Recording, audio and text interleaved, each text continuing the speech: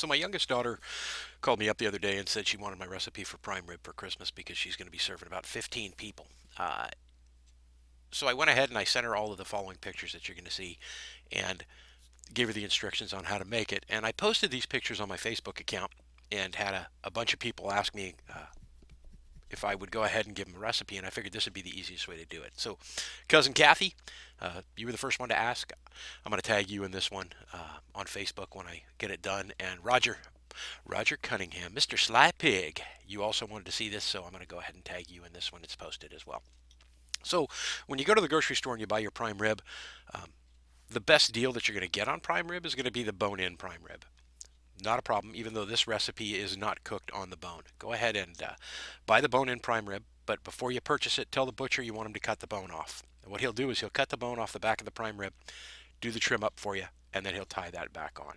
And when you get home, you're going to take this prime rib and the day before you're going to cook it, make sure you throw it in the refrigerator until you're ready to cook it. Well, the day you're going to cook it, pull it out of the refrigerator, throw it on the counter in the kitchen for about 2 hours.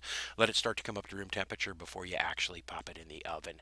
A lot of people are going to probably freak out and say that's not food safe, but this is the way that you do it to get a nice juicy prime rib.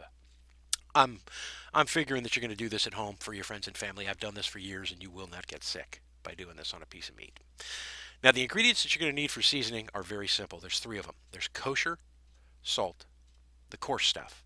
There's coarse ground black pepper, and there's dry oregano leaves. All right?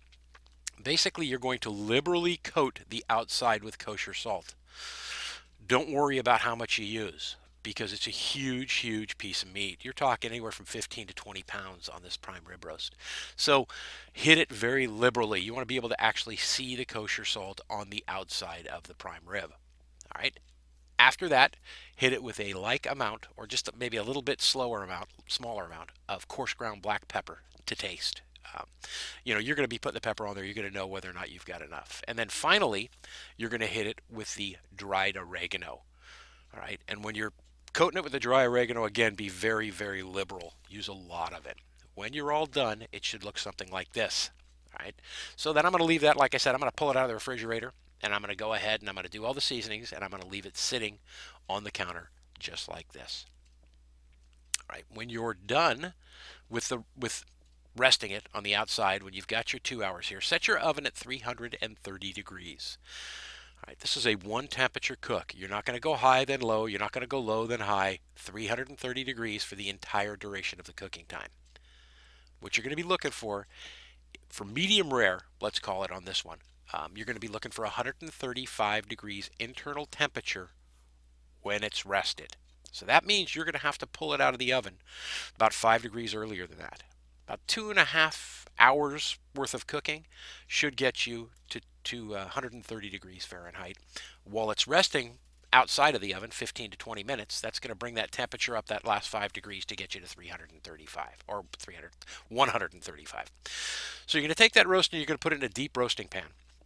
And when you've got it in the deep roasting pan, you're going to add about a half an inch of water to the bottom of that pan and then pick the roast up and put it back down again. And that'll get the water underneath the roast as well. So you'll have a little bit of a barrier there. Then pop it in the oven.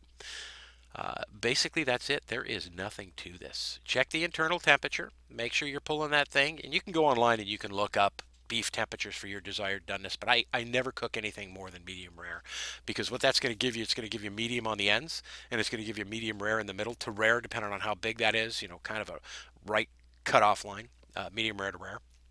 And if anybody wants it cooked to a more doneness than what that is, get yourself a pot of au jus going on the side, and just take the pieces out, the ones that want them medium and medium well, throw them in the pot of au jus and finish them off in there, and they'll stay nice and juicy, and it'll remove all the pink so they don't freak out.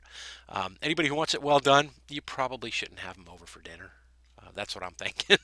Why would you do well done on a beautiful piece of meat like this? When it comes out of the oven, it's going to look like this. It's going to be gorgeous. You're going to see the tops broken. I should point out that when you're going to cook this, you're going to cook it in the oven where the bones were down, so that the cap is up.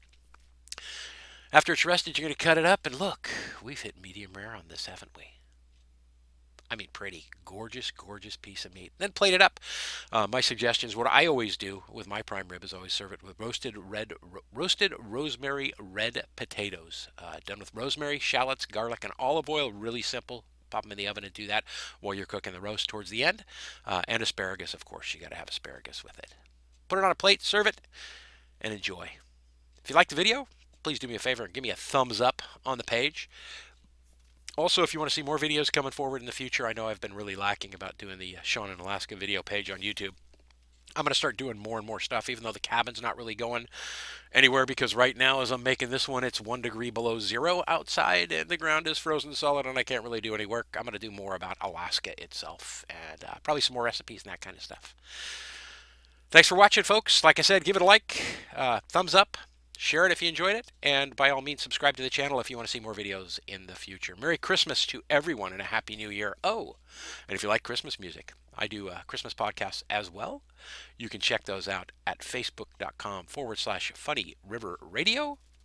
And I'm live on the local radio 91.9 FM KDLL.org with a show every Thursday night from 7 to 9 p.m. Alaska Standard Time, Modern Folk and Roots. That's it, folks. Merry Christmas and a Happy New Year to you and yours. From me, Sean in Alaska.